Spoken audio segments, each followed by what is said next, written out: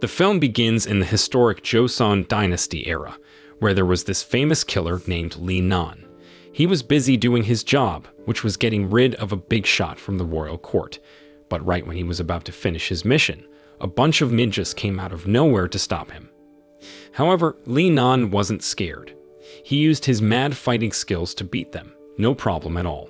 Then he went up to the royal official, who started making big threats about how his family would take revenge.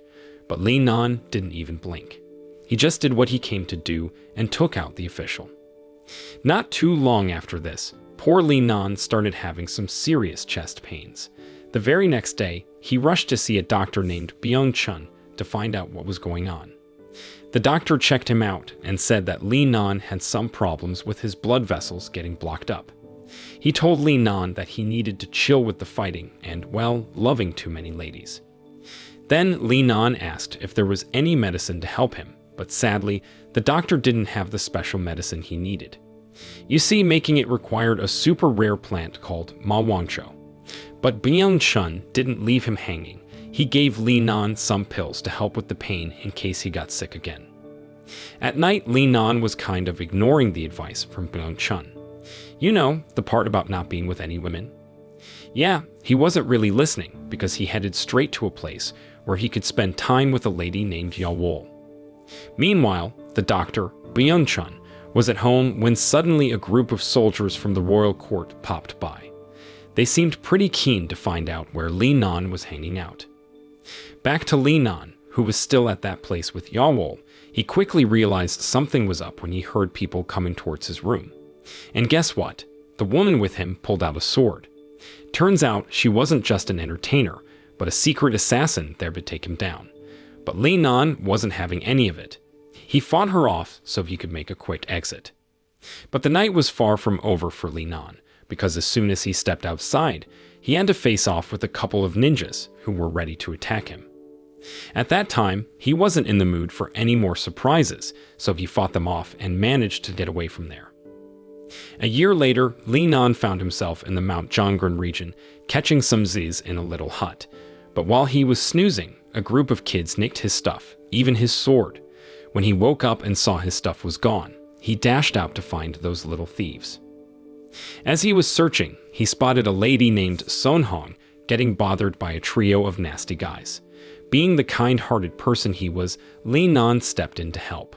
But since he was still recovering from his illness, he couldn't really show off his usually awesome fighting moves, and the guys ganged up on him instead. After those mean dudes left, Sonhong was pretty grateful to Lee Nan for standing up for her. She invited him over to her shop for a meal as a thank you. When they got there, Lee Nan was so hungry he practically inhaled the food she served. At that time, Sonhong's son, Chil-bog, was a bit surprised to see his mom bring a stranger, who looked kind of homeless, to their shop. There, Lee Nan overheard what the kid said, and feeling a bit embarrassed, he quickly finished his meal and got up to leave. But Sonhong wasn't about to let him just walk away. Their shop was buzzing with customers and she could use an extra pair of hands, so she asked him to stick around and help out. Lee Nan couldn't say no to her request, and he pitched in, helping serve customers until the place closed up for the night. In the evening, Sonhong felt a bit sorry for Lee Nan, wandering around without a place to stay.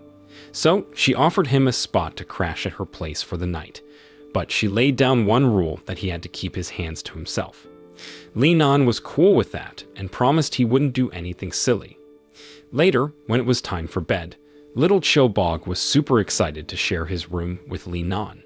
The kid couldn't wait to tell him all about his big dreams of becoming a badass assassin who takes down the bad guys. Listening to the kiddo's stories took Lee Nan on a trip down memory lane, back to when he first started his own journey as an assassin. Come morning, Lee Nan decided to head back to Byung-chun, who had moved his home to the Mount Jonggren area. As it turned out, the kids who had swiped Lee Nan's stuff were actually being taken care of by Byung-chun. When Lee Nan showed up, Byung-chun explained that the kids used some of his money to buy food. Hearing that, he was totally okay with that and even handed over the rest of his cash. He then asked Byung-chun for a little favor, which was to help finding the magical Malwancho plant up in the mountains that could hopefully fix his heart problems. After sorting things out with Byung-chun, Li Nan went back to Son Hong's shop, looking to score a job there. When she asked what he could do, he said he was up for delivering orders to the customers. Now he wasn't really the friendliest looking guy, which didn't escape Chil-bog's notice. The little guy took it upon himself to teach Li Nan a thing or two about flashing a friendly smile to the customers. Meanwhile, at the prison, there was a bit of drama unfolding. A guard was being pretty nasty to a prisoner named Baek Do-chi, even going so far as to spill his food on purpose just to annoy him. This really got on Do-chi's nerves, and by the time night came, he had had enough. He managed to slip out of his cell quietly to give that mean guard a piece of his mind, and maybe a bit more. The next day, stuff was happening at the royal court too. A big shot judge named Jae-yol was busy handing out punishments to some officials who got caught with their hands in the cookie jar. In the midst of all this, an official named Yi-bong steps up to read a message from the governor. It seems that Do-chi had busted out of prison, and now the governor wanted Jae-yol to make sure he was caught, but alive. Hearing this, Jae-yol got his team together to block all the roads and make sure Do-chi couldn't get far. Right then, his servant So-wol came in with some food, but Jae-yol called her into his room for a quick chat instead. Meanwhile, back at Son Hong's place, her little boy Chil-bog was feeling pretty sick, running a fever and all. There, she was taking care of him, putting a cool cloth on his forehead and whipping up some soup for dinner. While they were sitting down to eat, Son Hong shared a sad story with Li Nan about how Chil-bog's dad had been killed by bandits in the mountains a while back, leaving the little boy without a father figure in his life. Meanwhile, Jae-yol was having a bit of a rough night. He was just getting up for a bathroom break when suddenly this young hitman, Dal-gi, showed up out of nowhere, sword ready, pressing it to Jae-yol's neck. Dal-gi was pretty clear that he wanted Jae-yol to turn a blind eye and let Do-chi go back home to Mount Jonggrim. And if he didn't play ball, well, Dal-gi was more than ready to get rid of him for good. The next morning, a shaken Jae-yol shared his scary nighttime encounter with Yi-bong. Seeing that the judge was freaked out, Yi-bong came up with an idea that why not knock out the border guards, making it a piece of cake for Do-chi to head back to Mount Jonggrim. Jae-yol thought that plan sounded just fine, so he told Yi-bong to get the ball rolling on it. A bit later, Yi-bong was having a secretive meetup with a guy named Bong-pal, who was kinda like the spokesperson for the mountain bandits.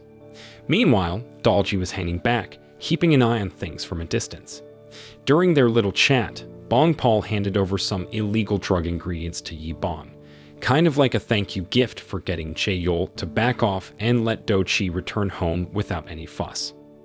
On the other hand, in the afternoon, as Son Hong was wrapping things up at her shop, Do-chi and his buddy Chol-mu dropped by, seeming pretty hungry. They ordered some food, and Son Hong quickly got to work. Once the food was ready, the duo dug in like they hadn't eaten in days, which kind of caught everyone off guard. Even little Chil-bog was fixated on them, until Do-chi noticed and beckoned him over. But instead of just coming closer, Chil-bog suddenly stabbed Do-chi with a kitchen knife. As it turned out, the young boy recognized Do-chi as the guy who had killed his dad years ago, and he was holding a grudge. Chol-mu wasn't happy about this surprise attack on his leader and grabbed Chil-bog, ready to cut off the kid's hand as payback. Just in the nick of time, Li Nan stepped in, unable to just stand by and watch Chil-bog get hurt. Snatching up a kitchen knife, he swooped in and stopped Chol-mu in his tracks. This sparked Do-chi's interest, and drawing his sword, he challenged Li Nan to a duel. But even with just a kitchen knife to defend himself, Li Nan showed he had skills, not only holding his own but managing to take down both Do-chi and Chol-mu, who tried to flee. To cover up the whole messy ordeal, Li Nan buried the two bandits near Son Hong's shop, removing any signs of the brutal fight that had just taken place. The next day, Yi-bong got a bit uneasy because Do-chi hadn't shown up at his hometown as expected. Feeling that something fishy was going on, Yi-bong decided to poke around and headed to Son Hong's tavern, which was on the way to Mount Jonggrim, to see if she had seen any sign of the wanted bandit, Do-chi. At that time, Son Hong, putting on her best poker face, told him that she hadn't seen Do-chi at all. But Yi-bong wasn't buying it and got more suspicious. So he instructed his guys to grab Chil Bog, who was just stepping out to pick up some groceries from the market. They dragged the poor kid to a warehouse to grill him about Do Chi's whereabouts. Despite Yi Bong trying to bribe him with some cash, Chil Bog didn't crack and insisted he hadn't seen Do Chi. As the night settled in, Yi Bong finally got the scoop he had been waiting for, which was an information about where Do Chi's body was buried. Without wasting any more time, he and his crew rushed to the spot to check out the lead. The following morning, Yi Bong hurried over to Byung Chun's place to find out who had killed Do Chi. Even though Byung Chun knew it was Li Nan who did it, he wasn't ready to snitch on him, cause he'd rather die than give up that info. But Yi Bong was pretty sly and didn't mind playing dirty. He threatened to harm the kids Byung Chun looked after if he didn't spill the beans. He even roughed up Byung Chun a bit, until the poor guy had no choice but to tell him it was Li Nan who killed Do Chi. Later that night, Yi Bong gathered his guys, including Dal Gi, and they confronted Li Nan. But unexpectedly, instead of going after him, Yi Bong had a different plan. He wanted Li Nan to take out Baek Ga, the head honcho of the mountain bandits and Do Chi's big brother. Since Li Nan was known as the top assassin around, Yi Bong thought he'd be perfect to double-cross Baek Ga, his longtime ally. As a reward, he promised to give Li Nan the Ma Wangcho plant he'd been after to cure his sickness. Hearing that, Li Nan couldn't really say no to that, so he agreed. The day after, Li Nan caught up with Byung Chun to dig up some dirt on Baek Ga and Yi Bong.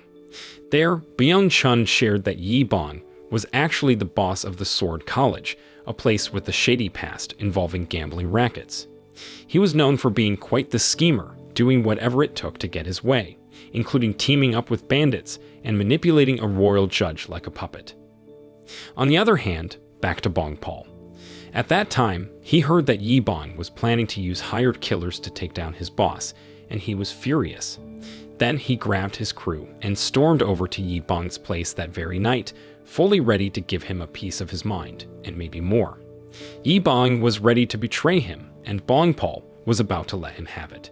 But before things could really explode, Yi Bong, cool as a cucumber, suggested they team up instead to take down Baek Ga.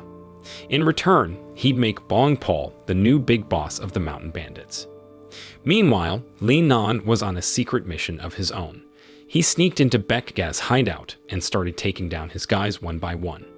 At that time, Baek Ga was too busy partying with some ladies to notice at first, but eventually Li Nan barged into his room and stabbed him. Oddly, Baek Ga didn't seem to feel it. He even fought back against Li Nan. Turns out Baek Ga was really tough, giving Li Nan a hard time. But Li Nan spotted a broken bowl nearby and used it to slice Baek Ga's leg. Then Baek Ga finally seemed hurt, giving Li Nan the chance to grab his sword and finish the job, ending the bandit leader's reign for good. The next morning, as Li Nan was trekking through the woods heading home, he suddenly found himself surrounded by Yi Bong and Bong Paul's guys. He had no choice but to defend himself. But out of nowhere, his illness kicked back in, leaving him weak and unable to fight back, and Yi Bong's crew managed to grab him. Later, under the cover of night, Yawol, a sword fighter, got some instructions from someone to kill Li Nan, who by now was all tied up and being watched by Dalki in some hideout. Soon after, Yi Bong's henchman named Zhang Dok popped up with a brutal task, which he was supposed to chop off Li Nan's heels. And as if that wasn't enough, Zhang Dok bragged about killing Chil Bog, which totally set Li Nan off. In a flash of anger, he bit Zhang Dok right in the neck, killing him on the spot. On the other hand, Dalki, who witnessed the whole thing, couldn't resist a challenge. He stepped up, eager to prove who the top assassin in Joseon really was. Puffing out his chest, he bragged that he could take down Li Nan in just 10 moves, setting the stage for a high-stakes face-off. In no time, Li Nan agreed to the challenge. He quickly shook off the chains holding him and grabbed a sword to stand up to Dalki. Initially, Dalki had the upper hand in their duel, but once Li Nan got going, he stood no chance.